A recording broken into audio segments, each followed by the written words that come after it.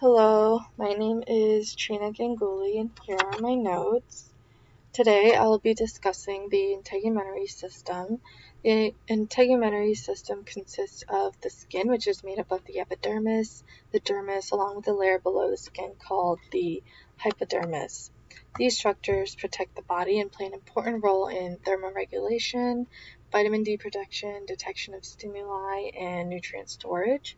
Also, glands in the skin perform for a variety of functions. For example, some glands produce sweat to cool down the body, while others produce an oily substance called sebum that lubricates and protects hair and skin.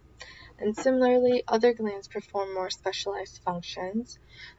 Structures such as hairs and nails are also part of the integumentary system, known as the accessories, and play important roles in maintaining internal body temperature and protection. To begin with, the epidermis is the top layer of the skin that you can see and touch. The epidermis acts as a protective barrier, makes new skin, protects your body through the use of Langerhans cells, and provides skin color through melanin. The epidermis is made of 5 layers. The layers of the epidermis include the stratum basilae, which is the deepest portion of the epidermis, stratum spinosum, stratum granulosum, stratum lucidum, and stratum corneum, which is the most superficial portion of the epidermis. The stratum basilae, also known as stratum germinativum, is the deepest layer, separated from the dermis by the basement membrane, which is the basal lamina, and attached to the basement membrane by hemidesmosomes. The stratum spinosum is located above the basal layer and is the thickest layer. It is also known as the squamous cell layer or the spiny layer because the cells are held together with spiny projections.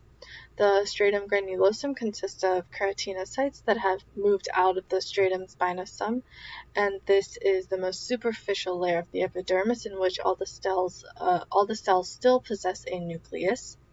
And the stratum lucidum is the layer in which the cells lack organelles and nuclei. They are flattened and densely packed and are filled with keratin filaments that are oriented parallel to the surface of the skin. And lastly, the stratum corneum, which is a water-resistant layer, consists of numerous layers of flattened and dead cells that possess a thickened plasma membrane. Furthermore, the 4 main populations of cells that reside in the epidermis are keratinocytes, melanocytes, Langerhans cells, and Merkel cells.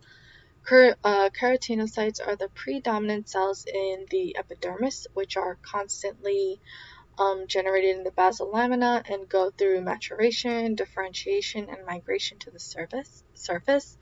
They are known to form 3 layers above the basal layer, known as the stratum spinosum, stratum granulosum, and stratum corneum.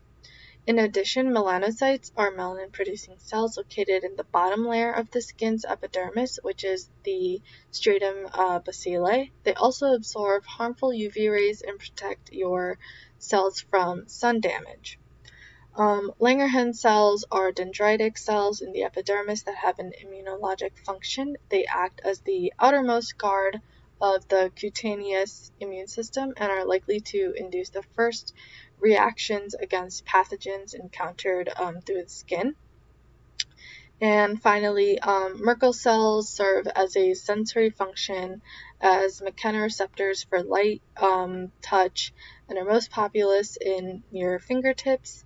However, they are also found in the palms, soles, oral, and genital mucosa. To add on, the dermis is the thick layer of skin beneath the epidermis that forms the true skin and is known as the middle layer. The dermis contains blood capillaries, nerve endings, hair follicles, sweat glands, and is known for having 2 layers, which are the reticular layer and the papillary dermis layer. The reticular dermis layer is the bottom layer of your dermis. It's thick and it contains blood vessels, glands, hair follicles, lymphatics, nerves, and fat cells. A net-like structure of elastin fibers and collagen fibers surround the reticular dermis, and these fibers support your skin's overall structure as well as allow it to move around and stretch. Next, the papillary dermis layer is the top layer of your dermis. It's much thinner than the reticular dermis and consists of collagen fibers, fibroblasts, fat cells, blood cells, which are capillary loops, nerve fibers, touch receptors, which are mycin corpuscles, and cells that fight bacteria, such as phagocytes. The papillary dermis extends to the basement layer of the epidermis layer, and they form a strong bond that connects like interlocking fingers. And lastly, the hypodermis is deep to the dermis and is also called the subcutaneous fascia. It is the deepest layer of skin and contains adipose lobules along with some skin appendages like the hair follicles, sensory neurons, and blood vessels. One way this will be important clinically for my future career is if a neurologist is observing a neuronal activity and observes that the patient is unable to respond to stimulation to the skin.